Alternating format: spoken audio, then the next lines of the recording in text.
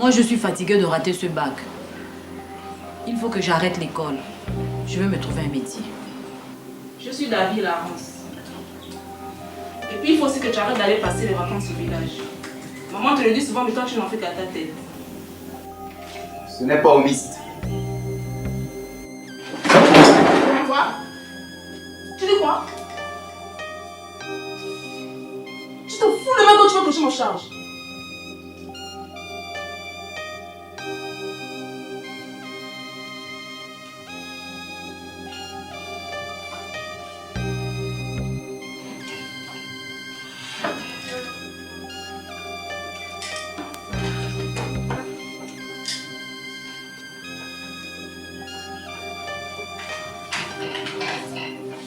Laurence, veux pas. Moi, danse, j'ai dit que ta réaction n'est pas au mist. Et ce que j'appelle au mist, c'est la nature défaitiste de l'homme sans aucune lueur de lutte. C'est le refus objectif de faire face aux situations qu'elle rencontre. Hé! Ta grande gueule de baragouin avec ça!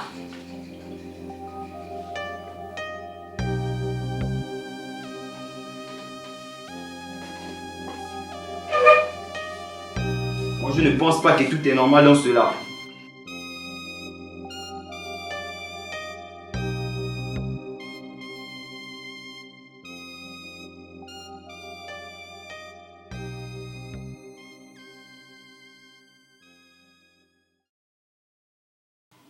C'est juste que tu dois travailler plus ardemment.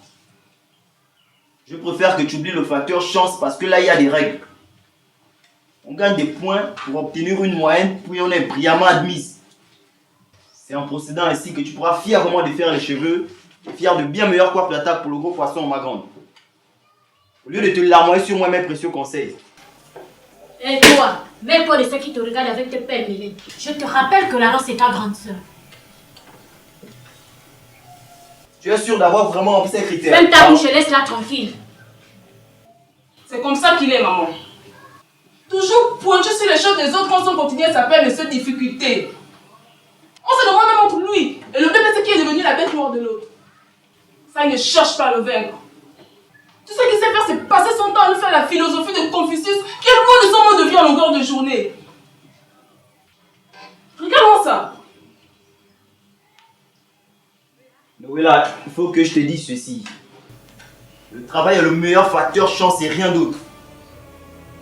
Toi qui as repris ta classe de première, tu vas aller au village passer des vacances à quel moment? Je te rappelle que je suis ton aîné de beaucoup d'années. En fait, Noëlla, tu donnes plutôt l'impression d'être notre toute petite cadette à tous avec tes raisonnements. C'est comme le symbole de côté. Je préfère amortir tes coups de griffes de chat tigré que de continuer à cautionner le genre de conseils que tu donnes à Laurence. Ma soeur est perdue. Moi, je vais la sauver. Abouque-toi mon joueur et mets-toi de tes affaires. Tu devrais plutôt demander à Laurence de faire une bonne introspection que de l'encourager à s'enfoncer. Tu peux toujours faire de moi ta pâte à modeler si tu veux.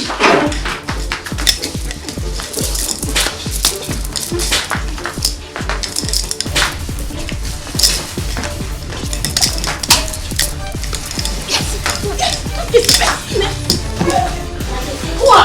Hein? Qu'est-ce qui se passe?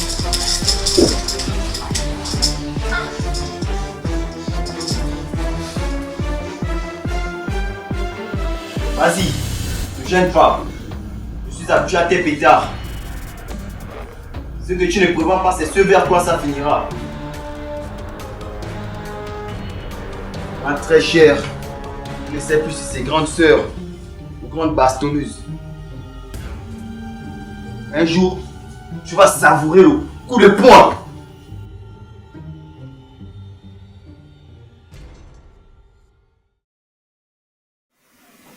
Que les choses nous arrivent dès lors que nous commençons notre existence active. Mais très souvent, l'homme repère son statut de réfugié idétique, spirituel, social, éthique. Il habite le labyrinthe du non positif, la doctrine oblique de la convenance. Il ne sait pas dire non et refuse psychologiquement de savoir dire non. C'est ton labyrinthe, Laurence. Bastonne-moi bien jusqu'à ce que tu aies bien assouvi ton besoin. À partir d'aujourd'hui, je suis mon homme pour vous tous. Donc bientôt, dans putain de très bientôt. Vous allez sentir le coup de police homme qui reste dans cette maison. Faites l'effort pour qu'on retrouve un peu de sérénité dans cette maison.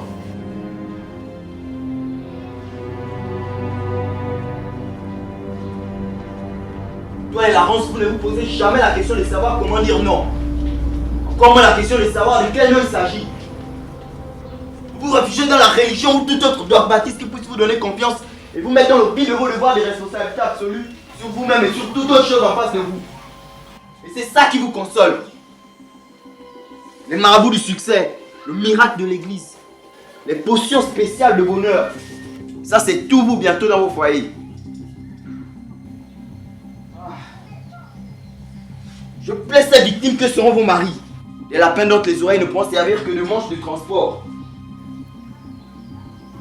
On parle de Laurence parce qu'elle va abandonner. Toi tu veux faire de la violence au nom du droit d'aînesse.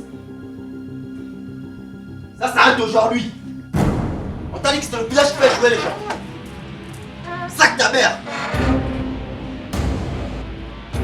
Sac ta mère, sac ta mère, sac ta mère.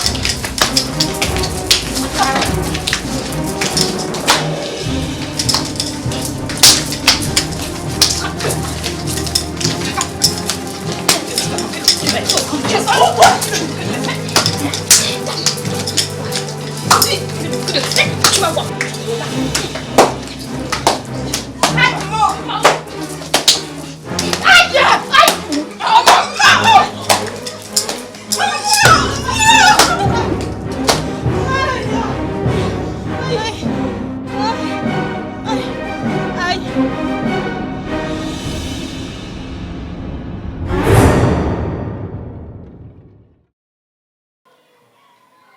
Tu sais quoi, maman? Tes filles vont finir leur vie chez les marabouts. Et moi, je ne peux pas accepter d'avoir des sœurs abonnées au maraboutage, au lieu de voir les choses en face. Laurence est tout le temps dans les concerts et les boîtes de nuit au lieu de travailler convenablement. Comment veux-tu qu'elle ait eu le bac? Au lieu de le lui dire. Tu parles de village. Est-ce qu'elle reste toute l'année au village? Est-ce qu'il y a des concerts au village? Finalement, je comprends pourquoi les uns parlent de faire la politique de l'autruche. Tu vois ça? Hein? C'est la perdition pure et dure.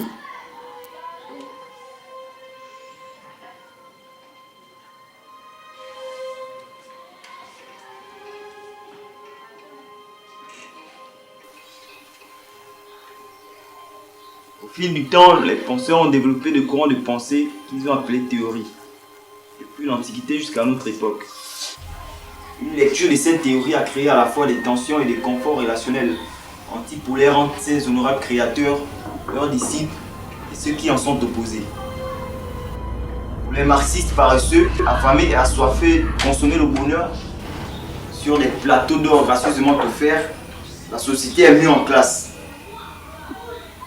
Ils pensent que cela n'est pas normal. Ainsi pense-t-il, une répartition sociétale et communautaire s'impose. Une théorie sœur à celle-là, c'est le communisme.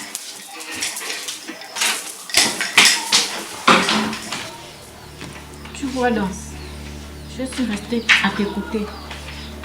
Qu'est-ce que tu veux que je puisse comprendre de toute cette évasion verbale? Tes filles ont un problème de culture générale de la vie et toi, tu ne fais rien. Tu sais, maman, la morale, c'est ça qu'il faut. Le problème, c'est la morale. Et c'est toi qui vas résoudre ce problème? Oui. En quoi faisant? Je vais parler de toutes mes forces, c'est tout.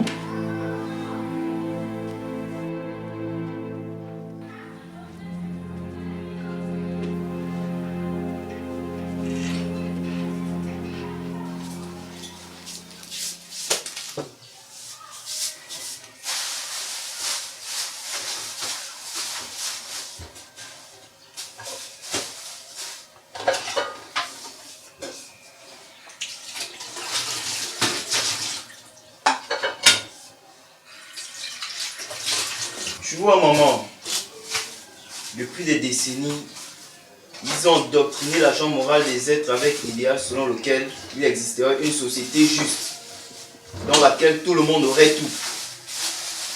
Que la pauvreté est la culture de l'oppresseur qui est le riche. Mais très vite, nous constatons que face aux capitalistes, ces derniers sont qu'aux antipodes de leur confort théorique. C'est vrai que ma pensée n'est pas convenablement démontrable, ou que cela n'est démontrable que dans un champ d'applicabilité bien circonscrit et exclusif. Je crois que c'est ça même le problème de notre famille. Chérie, tu vois, tout ce que tu dis porte l'essence très profond. Mais c'est malheureusement pas mon niveau de compréhension, mon chéri. Essaye de comprendre que la vraie vie n'a rien à voir avec les livres. En même temps, je suis fière de toi pour ton niveau de connaissance. Ouais, maman, tu me dis ça pour apaiser et pour faire preuve de tendresse. Mais les livres nous aident aussi à mieux vivre à partir de leurs conseils. Et c'est ce que j'essaie de faire. J'essaie d'être le livre vivant de la maison. Tes filles sont perdues. Par contre, là, tu n'es pas du tout modeste, fiston chéri.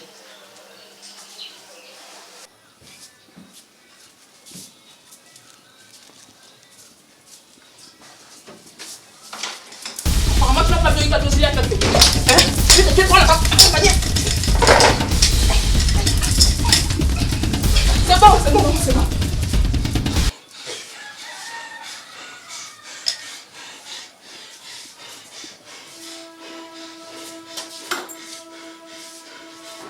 Tu connais la différence entre la culture du libéralisme, l'individualisme et le collectivisme complaisant? Rien. La question ne vaut même pas la peine d'être posée. Réfléchis-y quand même, on va en discuter.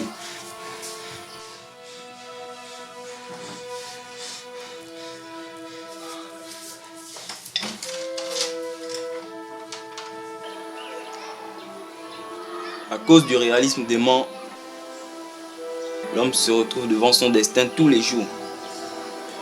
Il se réalise à partir de ses propres appuis. Mais l'homisme tout entier demeure inexistant dans l'ombre de cette doctrine. Pourquoi?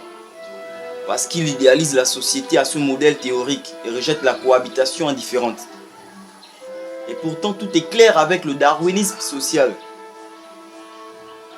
Les gens avec des théories de vie simples comme Carnegie, Rockefeller, Booker T. Washington l'ont prouvé.